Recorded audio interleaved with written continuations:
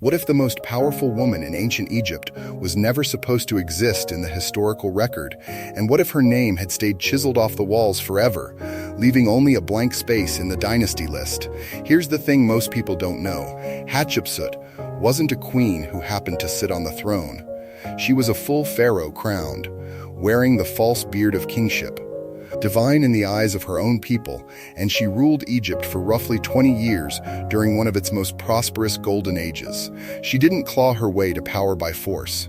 She was the daughter of Thutmose I, married young to her half-brother Thutmose II, and when he died, leaving only a boy, Thutmose III, too young to rule, she stepped in as regent, and then, in a decision that changed everything, she took the throne for herself.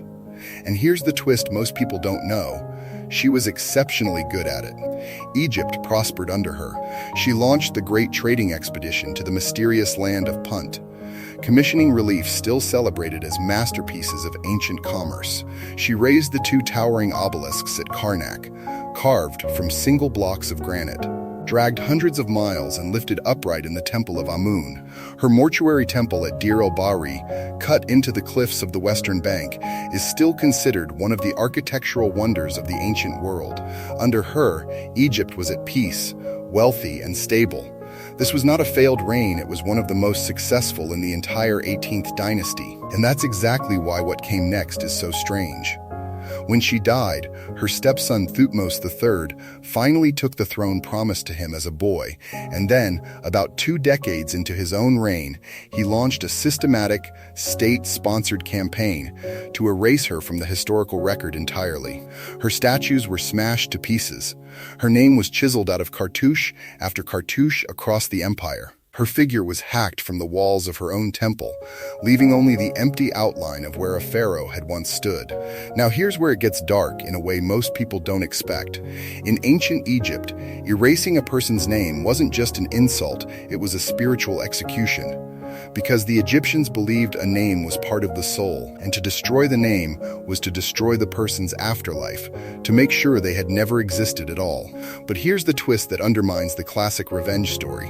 Thutmose III didn't start erasing her right after she died. He waited 20 years, and he didn't erase everything he destroyed her as a king, but left her record as a royal woman intact.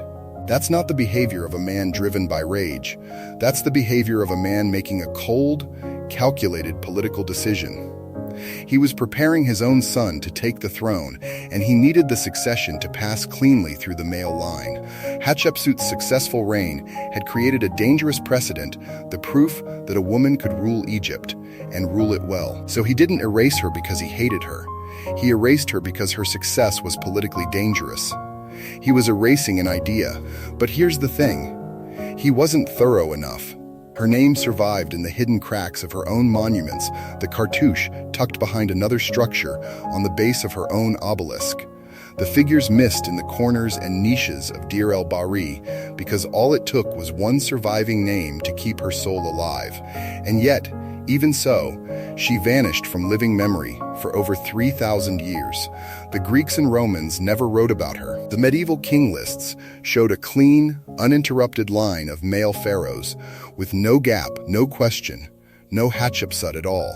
She was a ghost, the woman who had once ruled the most powerful kingdom on earth, reduced to an absence nobody even knew to look for.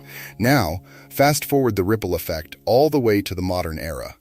Because this is where the story turns from tragedy to triumph. The rediscovery of Hatshepsut is one of the great detective stories in archaeology, and it took more than a century to unfold.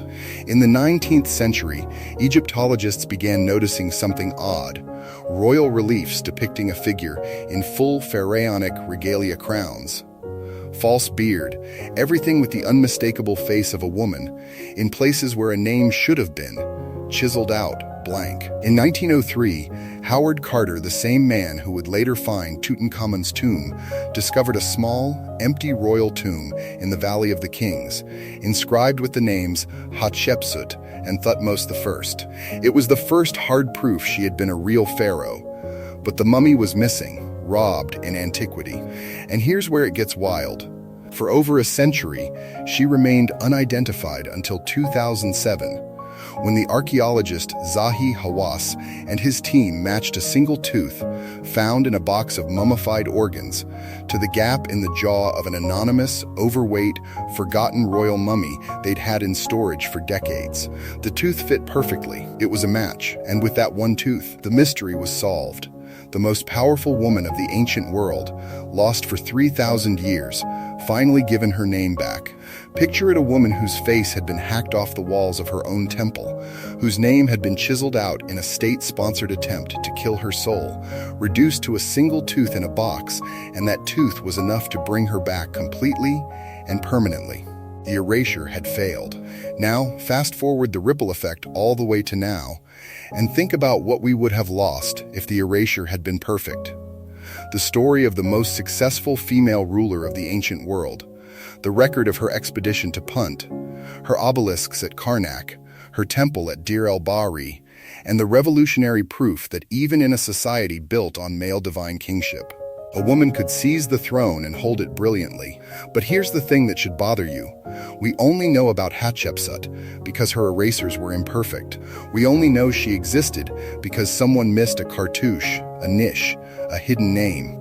And that raises an uncomfortable question. How many other stories did the erasers succeed in destroying? For every Hatshepsut who got lucky, for every name hidden behind a wall, for every tooth in a box, there are probably 100 erased people we will never find.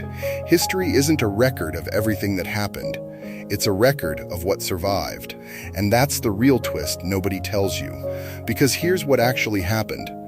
Hatshepsut didn't just rule Egypt, she ruled it so successfully, and so unapologetically as a woman, that her successors felt they had to erase her. Her success was the threat, not her failure. The chiseled-out cartouches and shattered statues aren't evidence of her weakness. They're evidence of her power, because you don't spend 20 years systematically erasing someone who didn't matter. The empire that tried to silence her couldn't, not completely, not forever. 3,000 years later, her name stands higher than the walls they tried to hide her behind. That's not a story of failure. That's a story of survival.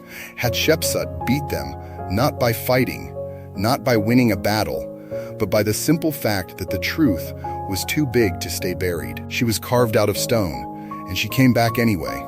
If that rewired how you think about ancient Egypt, if it makes you look at a chiseled-out blank space on a wall and wonder who used to stand there, subscribe. We do this every week.